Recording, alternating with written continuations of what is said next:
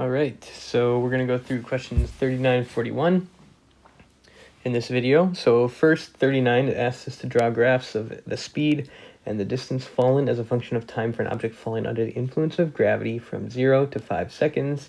Ignore air resistance and assume V0 is 0. So first of all, let's call downwards positive to make everything more simple.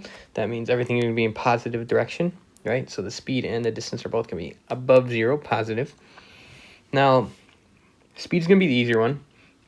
If we're looking for speed based upon time, we're going to look at that first equation, which we have Vy is equal to Vy0 plus Ay times t.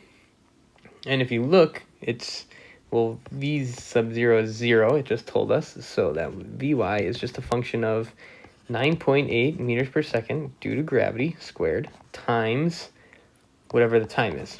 So every second,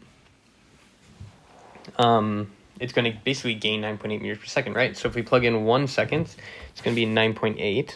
So let's say 1, 2, 3, 4, 5. Okay, so let's label this as 10, 20, 30, 40, 50. Okay, so those are all the meter per second as we go up. So the first one is 9.8. That one's easy, which is just under 10. Okay, and then 9.8 times 2 seconds is 19.6, which is just under 20. And then 3 times 9.8 is 29.4, which is just under 30. And I think you're getting the hint here. 4 times 9.8 is 39.2, just under 40. And then 5 times 9.8 is 49, just under 50. So notice 9.8 is very close to 10. And sometimes actually just physicists use 10 when they want to, just to make things more simple. I think the AP test prefers 9.8, but really as long as you label it, it doesn't matter much. But so you can see here, it's just a straight acceleration, right? It's a constant acceleration downwards. So as the object falls, it's constantly accelerating about 10 meters per second. Every second, it's going to gain more, right? So after 1 second is 10, 2 seconds is 20, 3 is 30, all that. Okay, because you can see this looks very similar to like an y equals mx equation, right? So y looks like Vy. The 9.8 would be the slope of this line, which is the acceleration. So if you found the slope of that line, it would be 9.8. And then our x would just be our t, right? Which makes sense because t is our x value and speed is our y value. So see how it matches that kind of equation? All right. Now, next we're looking for the distance. Distance is a function of position. We could consider distance y minus y0. So let me just get there. So y equals, we're using the second equation here because we're looking for y. y0 plus Vy0 t plus 1/2 Ay t squared. This is going to be 0 because Vy0 is 0, has no initial velocity. And I'm just going to subtract the y0 from both sides. So I get y minus y0 is equal to 1/2. You could also consider y0, 0. I'll just do that. I'll just call this 0. So that's going to be 0. So I'm left with 1/2 Ay t squared. Well, Ay is just 9.8 meters per second squared, t squared. So 9.8 divided by 2, 4.9, I believe. Let me just do it just to make sure because I make mistakes all the time. Okay, so y is equal to 4.9. Units are still meters per second squared times t squared. All right, so all I'm going to do is plug in t squared, multiply by 4.9, and that's my next value. So 4.9 times 1 squared is 4.9. Okay, let me get an idea of what, so let's see the maximum. So let's say 5 seconds. 5 squared is 25. So 25 times 4.9 is 122. So at a certain point, we're going to give it to 122. That means let's call this up here 125 meters. Divided by 1, 2, 3, 4, 5, 6. So let's say 125 divided by 6. So we'll go up by 20s. So this will be 20, 40, 60, 80, 100, and let's say 120. It's a little bit above 120. Okay. So first one we said is 4.9, which means we're way down about a fifth of the way up. Let's use blue. Okay, so we're at 4.9.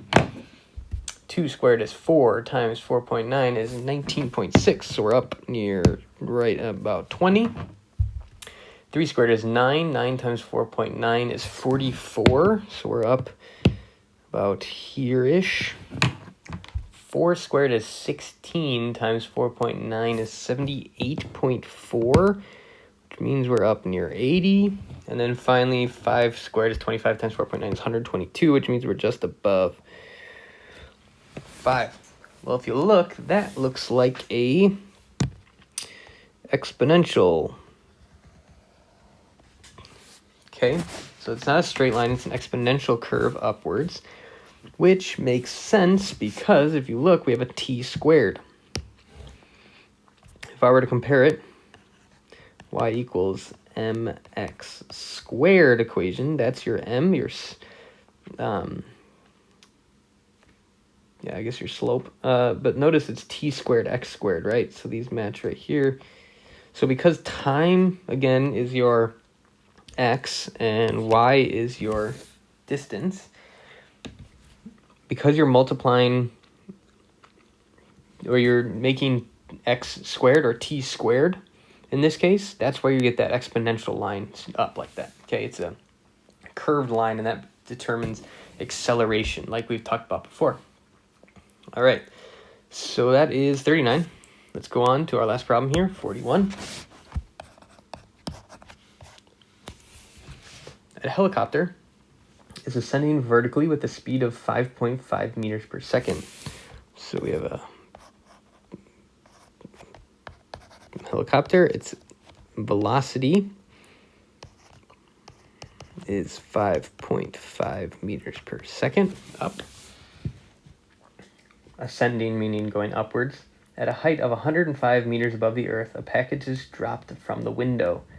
How much time does it take for the package to reach the ground? Well, if the helicopter is going up at 5.5, that means the package is also going up at 5.5 meters per second. It's dropped at a height of 105 meters above the earth. How much time does it take to reach the ground?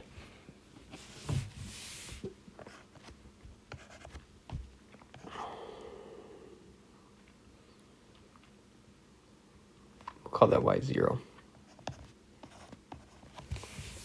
right.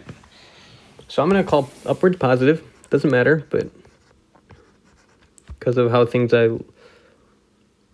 labeled here, it makes things a little simpler.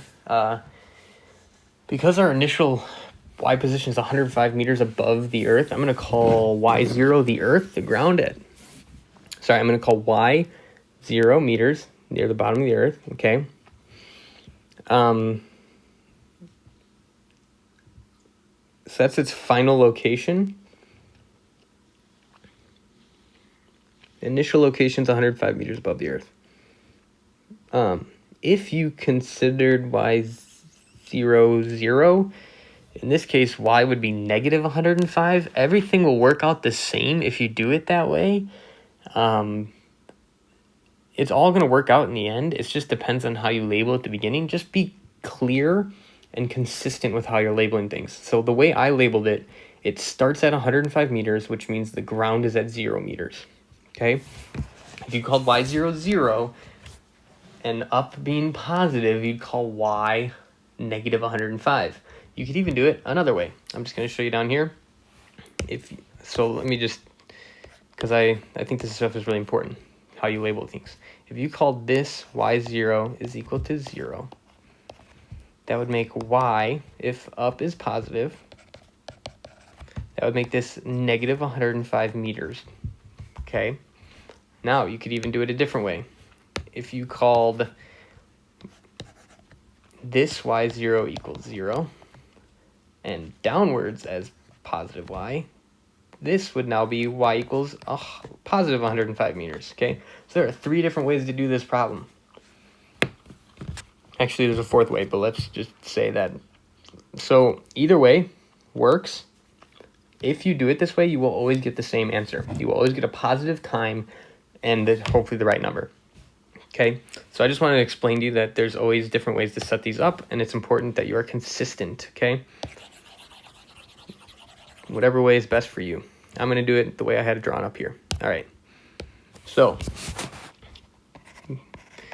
Vy0 is 5.5 meters up, meaning positive in this case. Y0, we said, was 105 meters. Y is 0 meters. AY is negative 9.8 meters per second squared due to gravity, and it is downwards, which makes it negative in this case. And we're looking for the time. All right, so let's look at our equations. We don't know the final velocity, and we don't know time, so that means we cannot use the first equation. If we look at the second equation, we can use that one.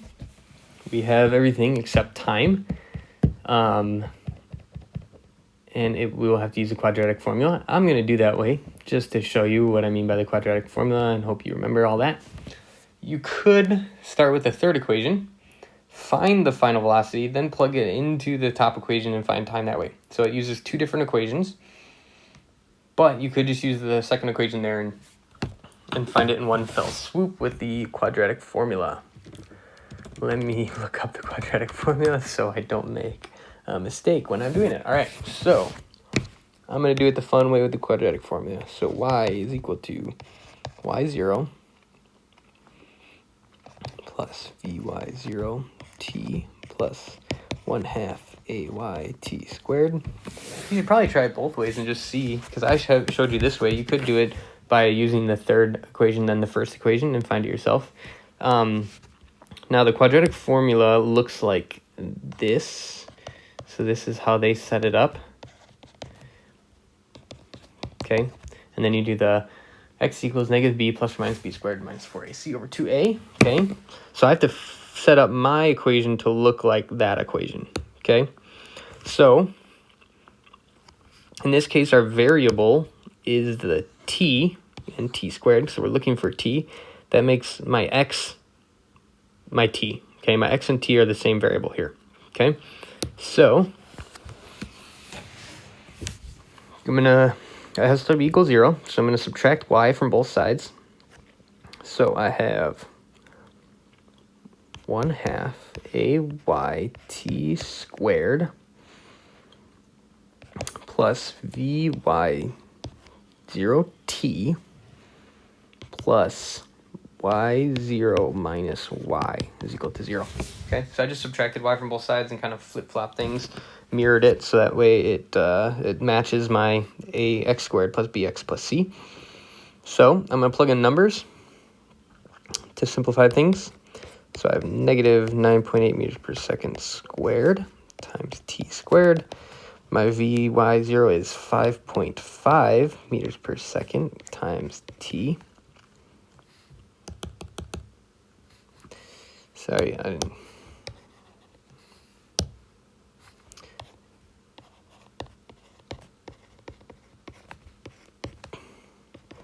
Y0 is 105. Y is 0. All right, so this is negative 4.9. 1/2 is 9.8. This is still 5.5. And this is 105. All right, so when we plug it into the quadratic formula, this is my x squared. That makes this a, this b, because it's multiplied by the t, and this is my constant c. Okay. Now I'm just going to plug in my quadratic formula to find t.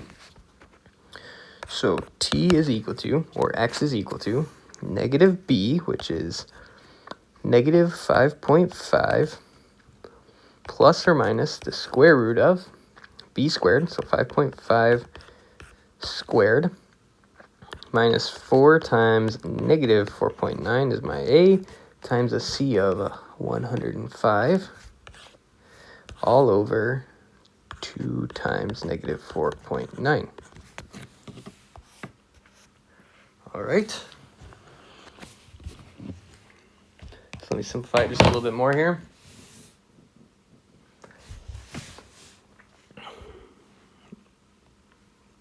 So let me do it from right to left. So 4 times negative 4.9 times 105. Oops, sorry.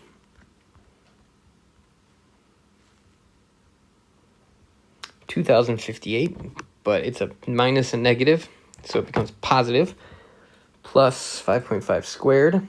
So 2058, 5.5 squared. I get 2088.25, and I'm going to take the square root of that, and I get 45.7. So I have negative 5.5 plus or minus 45.7 divided by, this goes back to negative 9.8. All right, so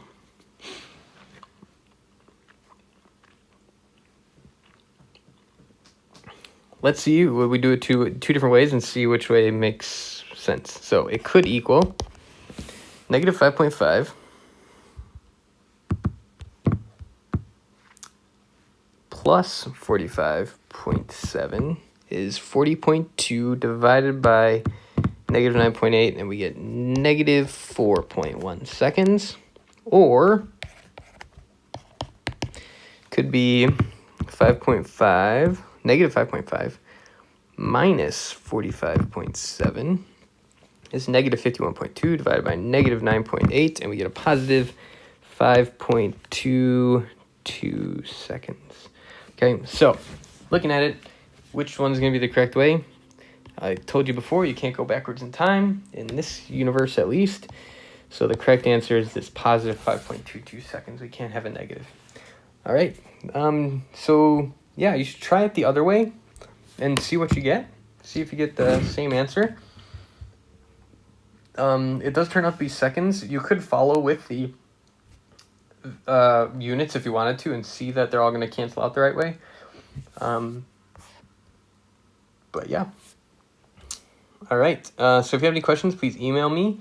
Otherwise, this isn't really due until you can turn it in as soon as you're done by emailing me or just attaching it to the assignment, the pictures to the assignment, or it's not due until next Sunday, Sunday night. Okay. I will be announcing some things because we are going to be starting on Wednesday. So the next 2 assignments are going to be the same. We're just going to do the next 2 assignments. And then we'll actually, maybe we won't do that. The 917 work, that last assignment, we'll do it in the future, but for right now, we're actually going to hold off on that one. So we're going to do the 914 work, 915 work, and then hold off on the 917 work. And I'll explain that on Sunday night.